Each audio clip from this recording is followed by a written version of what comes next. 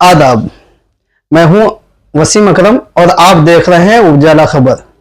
आज हम इस वीडियो में बात करेंगे कि देश के मौजूदा हालात के बारे में और देश के अंदर युवाओं में हो रहे जन समस्या या आज के नए जनरेशन में होने वाले ऐसे टॉपिक को चुनेंगे जो कि जिसमें अपने आप युवाओं में होने वाले रोष या खुद को दिवालियापन घोषित करने का एक हौड़ मचा हुआ है। और इस सारे चीजों के पीछे एक चीज समझ में आती है, वो बेरोजगार होना। यानी युवाओं में यह कहा जा सकता है कि बेरोजगारी एक बड़ा ज्वलंत मुद्दा है और एक गंभीर मुद्दा है। इसके बारे में हम चर्चा करेंगे आज के इस टॉपिक पर। महंगाई, बेरोजगारी, तनाव और देश में जनता की चिंता बढ़ी है। देश में लगातार बढ़ते महंगाई, युवाओं में बेरोजगारी और सामाजिक तनाव के चलते आम जनता में बेचैनी सी दिखाई देती है। लोग सरकार से ठोस कदमों की उम्मीद करते हैं, लेकिन सरकार इस पर मुखरता के साथ अपने कार्यक्रम को आगे बढ़ाते हुए नहीं देखा जा सकता है। मुल्क के हालात पर वही सवाल भारी है, लेकिन सरकार के द्वारा जवाब अब भी सरकारी है। कभी खुशबू था यह मुल्क, कभी खुशबू में था यह मुल्क, अब धुएं में घुला लगता है। हर चेहरे पर सवाल है, हर चेहरे पर सवाल है, आंखों में नम सा दिखता है। आज देश उस हालात पर जाकर खड़ा है जहां आम आदमी की आवाज दब सी गई है और आम आदमी का जो जिंदगी है वो सिमट कर रोटी तक रह गई है।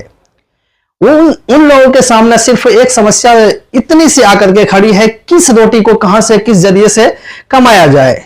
लेकिन बात अगर इस के बारे में हम विस्तार से करेंगे, इस पर चर्चा करने की कोशिश करेंगे, तो हमें इसके पीछे कारण और इसके वजूहात हमें नजर आएंगे।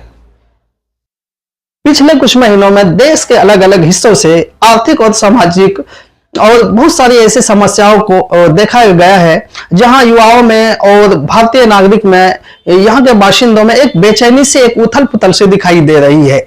उनके जहन में हर एक बात को, हर एक जहन में नशोनुमा हो चुका है कि हम कब तक किस तरह से अपने जीवन को चला सकते हैं और उसका जरिया माश क्या होगा, कमाने की आमदनी क्या होगी। और इन सारे चीजों के पीछे अगर हम देखने का कोशिश करेंगे या जानने की चाहत करेंगे तो हमें नजर आएगा पैसा। और पैसा अगले कदम पर हमें ले जाती है कि इनकम ऑफ सोर्स कहां से हो, क्योंकि बेरोजगारी के दहाने पर एक अगले स्टेप पर खड़ी है यहाँ की जनता है, जिनकी आम निम्नतम अगर बात करें तो वो एक दिन की जो कमाई करते हैं वो 200 रुपया से भी कम है। और यही चीजें हमें देखने को मिलती है कि बेरोजगारी ही आम जनता के दिलों पर, यानी आम जनता के जेब पर एक बोझ बनी हुई है और उसके आमदनी पर एक पुरजोर असर डाला हुआ है। बेरोजगारी की दर अगर देखें तो ये चिंताजनक बनी हुई है। और आगे हम देखें खासकर शिक्षित युवाओं में सरकारी नौकरी को लेकर के एक दरवाजा बंद सी होती दिखाई दे रही है। यानी उनके भविष्य का जो एक सोच है, चिंतन है, मनन है, वो कहीं रुकता हुआ दिखाई दे रहा है। वही हम दूसरी तरफ अगर देखने की कोशिश करें तो प्राइवेट सेक्टर्स में स्थायित्व की कमी भी नजर आती है।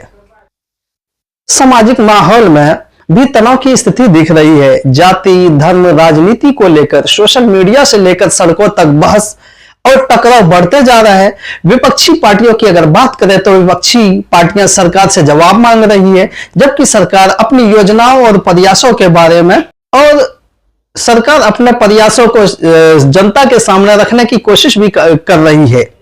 अगर हम पिछले दौर की, इसी हुकूमत के बारे में पिछले 15 साल या 10 साल के निचले हम एज में देखें, इस उम्र में देखें या इस टाइम को देखें, तो उसमें सरकार बहुत सारे ऐसे योजनाओं को चला रही है, जैसे डिजिटल इंडिया है, स्टार्टअप इंडिया है, ये मुफ्त राशन है।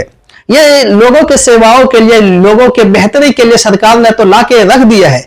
लेकिन बेरोजगारी एक ऐसा मुद्दा है, ऐसा ज्वलंत मुद्दा है, लेकिन ये मुफ्त राशन या डिजिटल इंडिया या स्टार्टअप इंडिया के बारे में बात कर रहे हैं तो उनका पीछा या उसकी भरपाई नहीं कर पा रही है। अगर इसमें हम जनता के राय के बारे में जाने तो लोगों का सरासर यह और साफ साफ यह कहना है कि सरकार को केवल घोषणाओं से नहीं, जमीनी स्तर पर बदलाव लाने की जरूरत है।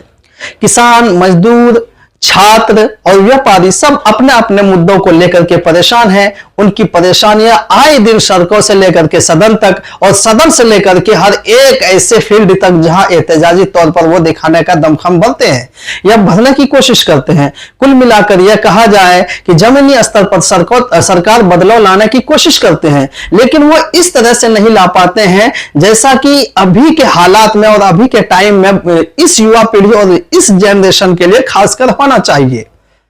अगर हम इस निष्कर्ष पर जाए और इसके निष्कर्ष को देखें कि देश को आज एकजुटता, पारदर्शिता, नीतिगत स्पष्टता की जरूरत है। अगर हालात पर समय रहते ध्यान न दिया गया तो आने वाले समय में यह हमारे लिए चुनौती के रूप में उभर सकती है और यह एक बड़ी चुनौती और एक बड़ी समस्या के रूप में हमारे सामने या हमारे मुखालिफ में आकर के यह खड़ी हो सकती है। इसलिए सरकार से भी निवेदन है कि वो इन युवाओं के लिए, खासकर इस जनरेशन के लिए जो कि अभी के जमाने में एडवांस मानती है और अलग अलग टेक्नोलॉजी से जो जुड़े हुए और जुड़े रहने के साथ साथ वो और कुछ कर सकते हैं, लेकिन उनके पहुंच वहां तक नहीं है या उनके पास ऐसी कोई खजाना नहीं है जहां से इनकम ऑफ सोर्स को वो बना सके और अपने भरण पोषण, लालन पालन को खुद स्वयं कर सके।